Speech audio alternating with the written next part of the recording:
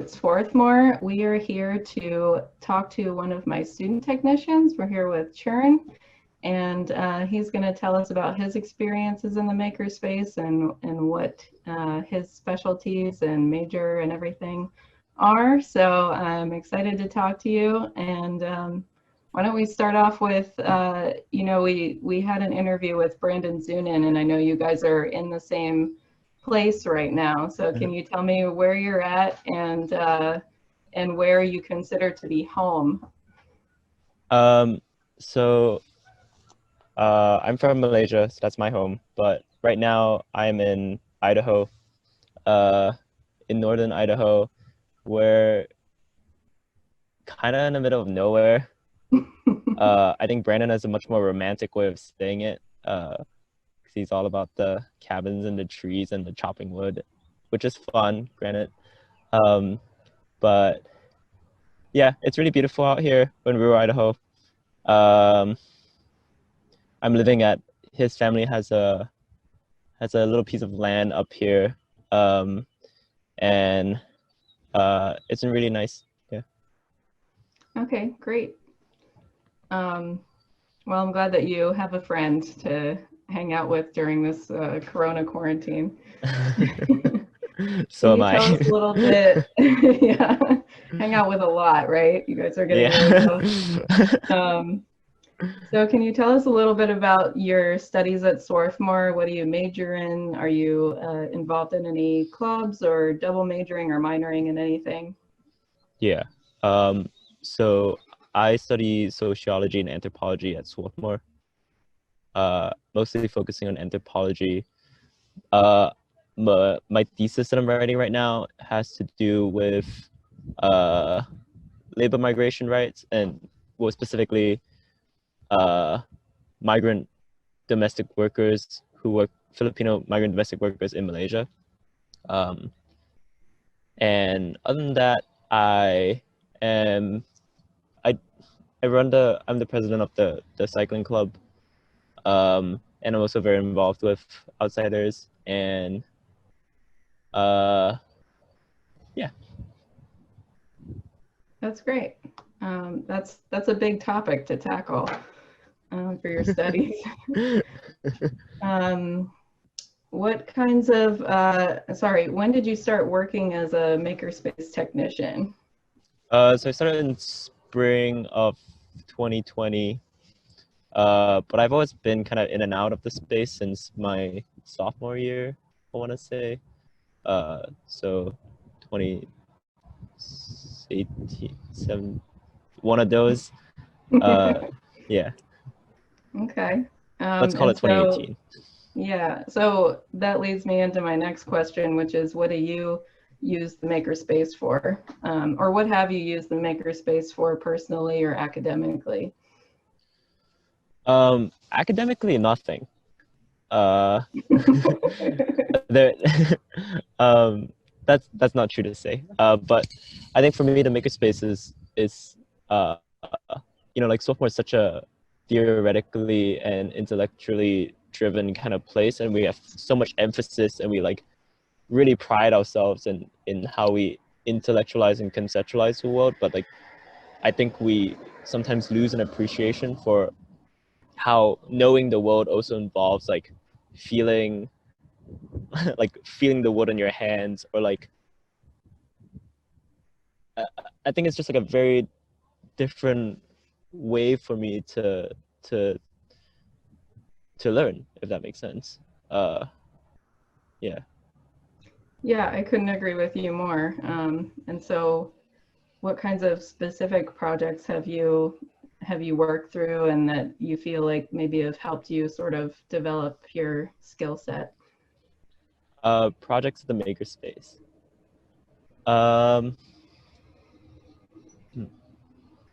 There have been some fun ones. But long story short, I mostly started working in like doing stuff in the makerspace when I moved out in my sophomore year. Move off of the sophomore dorms, and I just wanted some furniture, so I would go in there and just make things. Some of the more fun ones was building like a bar counter out of some of the Japanese cypress that they felled to make the bep. Making a bed was a fun one. There was also a time when I, just as like kind of a goof, would show up and scan different friends' heads and 3D print them into busts. And that was So pretty entertaining. you were using the 3D scanner for that? Yeah, so the little 3D scanner, and then 3D printing them out. I've done a bit of laser cutting of like photos or like text to engrave things for friends. Yeah. So kind of a variety of things, but a lot of it stemming from a practical need for, you know, furniture and things that you're going to live with in your space. Yeah, but also like I think the more time I spend there, the more reason I find to just the more the reason tends to just being there, and like I end up just like making up things that I need, so I have to go make it. So like just before this whole the whole Corona thing hit, I was building extension like drawer set / table for a friend. So I measured out his table and then designed one that would like kind of match up in a nice way. I was also working with another student to build also a desk for her room. So yeah. That's great. So can you name one or two things that you have learned as new skills from the MakerSpace, from being in there? Definitely a lot.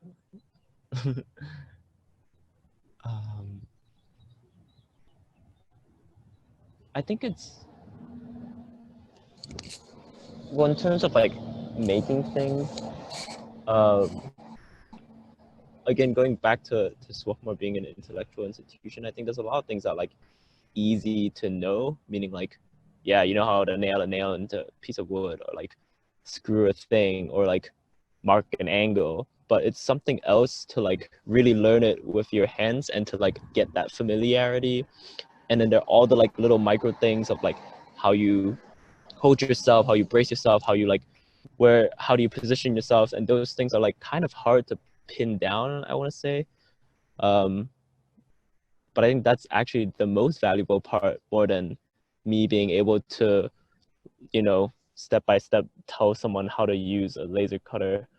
I think the most valuable thing for me has really just been just like using my body and interacting with all of that stuff, and also Yeah, being so really, sort of building a muscle memory of sorts and experiential learning. yeah. And it's such a different way of knowing too, because like even as I produce uh like anything I produce, like I can, you know, in my head like have a plan and a design or whatever, but it's always kind of changing as like I'm like, oh, this material is not reacting the way I want it to, and then I have to kind of adapt. And I think another skill set, I guess, there is also like being able to be creatively adaptable with your surroundings and the things that you work with. Absolutely. That's something that I tell people all the time, is that as soon as they start a project, it's not going to go the way they think it's going to go. You always have to adapt to what the material and the tools in front of you are doing. Can you think of a time when you helped someone else in the makerspace, or you know, did something that made you feel good, that kind of contributed to someone else?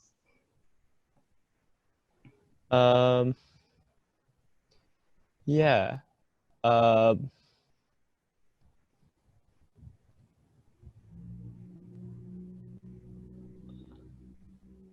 I'm trying to pick one. I think one of the fun ones was helping this. There was one morning I was sitting there and this guy comes in. I wasn't sure who he was, but he was just like, "Hey, can I can you help me print something?" I was like, "Okay," and I didn't. Yeah, and it was Valentine's Day, and it turns out he wanted to print a dinosaur for his kid. And so we figured that out. But then after that day, he kept coming back and would keep printing different things. And I found out over time he's a professor at Swarthmore. And he would print these like he would like show up with like something weird. Like one time he showed up with like a statue with uh like a really Soviet kind of statue of like a man and a woman like with wings on their back, like with hammers like flying, and we're just like trying to figure out how to make it as big as possible. Um, and that was fun. And it felt really rewarding, and it was like nice that like he seemed to enjoy it and like was really like enthusiastic about the space that he kept coming back. I think I also, maybe one of the more meaningful ones for me is also just like helping this person like build her table, and she hadn't been in the, she's never like built anything in her life, but also like wouldn't want to buy a desk that she would leave in like a couple years time. So it's really interesting and fun to go through her like step by step of like, you know, designing something, like looking around for inspiration, playing around with some shapes, and then like making a little like testing out different joints or like different small prototypes of how she wanted to do. I know it's kind of overcomplicated things, but I felt like it was kind of like this thing that like we did to build a confidence throughout as well. And I think it became a really rewarding experience for everyone. So yeah. Well, those are great stories. And when you were talking about the professor printing, he was using the 3D printers, right? Yeah, the 3D printers. So he was 3D printing like a physical object to give his daughter for Valentine's Day. And then your sort of a description of the process of working through different prototypes and stuff is also a really important function of the makerspace, where you can kind of like mock up different ideas pretty quickly before you invest a lot of time in executing a project. And so what have you been doing to keep busy during our COVID-19 quarantine period? I go on a lot of walks. Um, I cook a lot here. I've been helping Brandon's dad with a lot of projects around the place. So we're building some big garden boxes together, where I did a thing with him building out the kind of like a wall to in his car park area. I'm currently building like a little like really fine jewelry box out of maple and walnut. And I'm also gonna work with his dad to build actually a workshop.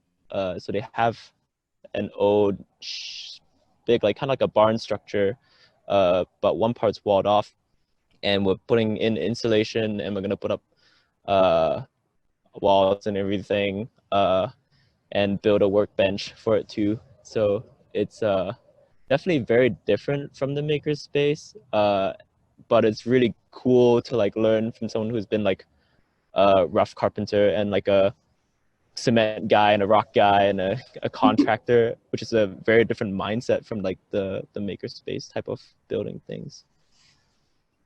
Yeah, I mean, making is adaptable pretty much anywhere you go, right? So yeah, that's a great lesson to learn, and sounds like you're building up a lot of new skills through that process too. Yeah. That's great. And then what are some maker-related topics or skill sets that you're interested in learning more for yourself? Like right now, or like in the foreseeable, or like In the foreseeable in my future. dreams? Yes. I think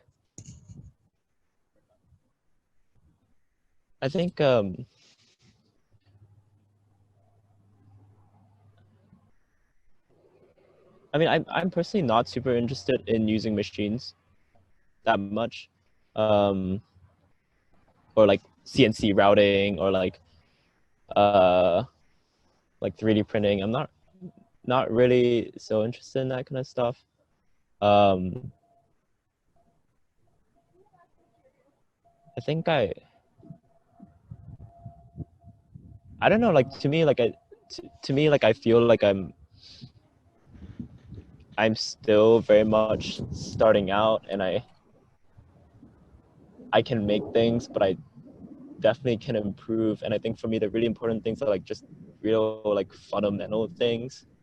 Uh, just really want to like hone my skills in terms of like how do you chisel something well compared Yeah. to just I can chisel something. It's different from like, you know, really having your hand in the right position and all that kind of stuff, which I think only comes with experience. So that's one of it, just to like all of those fundamental skills. And I guess the second thing I'm interested in is I want to get better at thinking about the design of objects and the space that they're set in and how that affects how people use it, which I think is another skill that just has to really come with time and projects, and like me being in different kinds of places, like just me being here right now, like means I have to adapt my whole conception of like here building things for uh, a shed is different from building things for my apartment kitchen, you know, so like a totally different Right. mindset. Yeah. Yeah. So that sort of like relationship between form and function is what you're interested in Yeah, and exploring. and how it affect people in their spaces and all of that. Yeah. Well, that's definitely a noble pursuit for sure. And then is there a favorite thing that you've ever made that might, it could be makerspace related or non-makerspace related? um,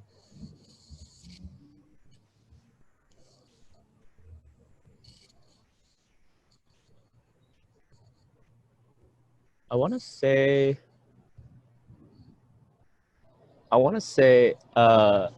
one of the I don't think you ever saw this, Jackie, but uh one of the earliest stools I made with a friend was just absolutely terrible. It's just the worst disgusting kind of stool. It's rickety, like we put in like so many brackets because we didn't understand how like structures worked at all, and the brackets didn't help in any way, and so it's just lots of pieces of wood nail gunned together from all directions, really bad dowels going in places, and we just kept that in our house. And we just called it our special stool. Like you never really even, you know, like people would come in and they'll look at it and be like, I I don't want to sit on that. Uh, and they shouldn't. They really should not sit on it. And we have my friend is also a painter, and she made a painting of that stool just to like as a thing we made together. And when we finally gave up on the stool, we cut it down and turned it into an effigy, and set it on fire.